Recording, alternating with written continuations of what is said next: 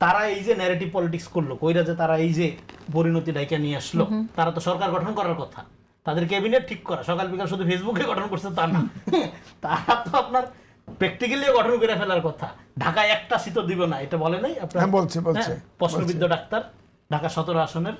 তো যাই হোক, সেইখানে তারা এই রেজাল্ট, এটা তো শকিং তাদের জন্য। আপনি বলতেছেন ভোট বাড়ছে, সিট বাড়ছে, এই রেজাল্ট কেন হইল এবং আগামীতে কি হবে? দেখেন, জামাত ইসলাম এরকমই ছিল না, এবং এই রেজাল্টের পরে বা এই নির্বাচনে হেরে যাওয়ার মধ্য দিয়ে আমি যেটা আগে বললাম প্রোপাগান্ডার পরাজয় হয়েছে। এই প্রোপাগান্ডার পরাজয়ের মধ্যে জামাতের ক্ষতিটা কি হয়েছে? হ্যাঁ, অনেক বেশি আসন পাইছে, অনেক বেশি ভোট পাইছে, এই আত্মতুষ্টিতে যদি জামাত থাকে তাহলে এটা আরেকটা সুইসাইডাল অ্যাটেম্প হবে তাদের জন্য। বিজয় হয়েছে এটা নিয়ে কথা, এমন কথার দরকার নেই। সে কেমনে সরকার চালায় তারপরে আমরা ছাই দিয়া দেবো, তারা দেখবো, সমালোচনা করবো, এই পার্টটা আলোচনা করি। সেটা হলো জামাত ইসলামের স্ট্যান্ডার্ড সবসময় এরকম ছিল না। সেই বিভিন্ন সময় ঐতিহাসিকভাবে অনেক ভুল সিদ্ধান্ত নিয়েছে, in the wrong side of হিস্ট্রিতে ছিল সেটা। কিন্তু দল হিসাবে গত ধরেন মানে 71-এর পর, 71-এ তাদের একটা বিরাট ব্লান্ডার ছিল, তারা একটা মানে রীতিমতো একটা মানে নেশন মানে জাতির বিরুদ্ধে অবস্থান নিয়েছিল।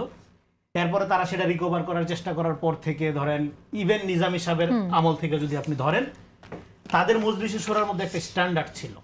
এবং আপনার একটা জিনিস শুনলে অবাক হবেন, এখান থেকে আপনার কামাল উদ্দিন জাফরি খুব গুরুত্বপূর্ণ একজন ব্যক্তি, আলেম এবং অনেকের পছন্দের আলেম, এবং মাওলানা আবুল কালাম আজাদ, এই দুইজনকে মজলিসে শোরা থেকে বহিষ্কার করা হয়েছিল ব্যক্তিগত নৈতিক স্থলনের অভিযোগে।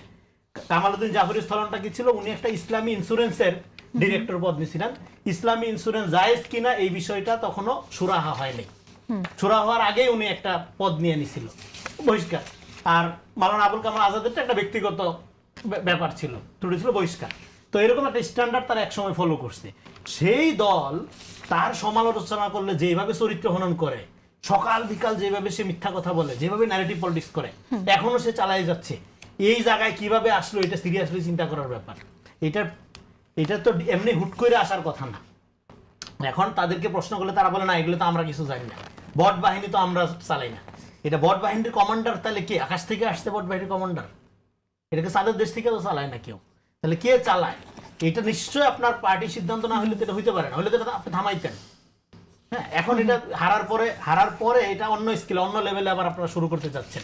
ওকে, আমরা যখন ইলেকশন নিয়ে কথা বলছি, আমি বলি তাহলে এই যে তারা এই যে ন্যারেটিভ পলিটিক্স, এই স্বভাব যে আয়ত্ত করলো, এইটা আমি মনে করি এটা তাদের রাজনৈতিক সিদ্ধান্তের ব্যাপার। এটা হুট করে প্রতিযোগিতা করতে করতে আজকে এই জায়গায় আসছে তা না। আমি মনে করি এটা এই সিনিয়র নেতাকর্মীদেরকে যখন শেখ হাসিনা বিচারিক ট্রায়ালে হত্যা করলো, এরপরে তারা এই যে গুপ্ততার দিকে হাঁটলো, এটা সিদ্ধান্ত নিয়ে কিন্তু হাঁটছে। হুট করে একদিন মনে হলে আমরা গুপ্ত হবে থাকবো তা না, এটার জন্য তাদের সিদ্ধান্ত নিতে হয়েছে।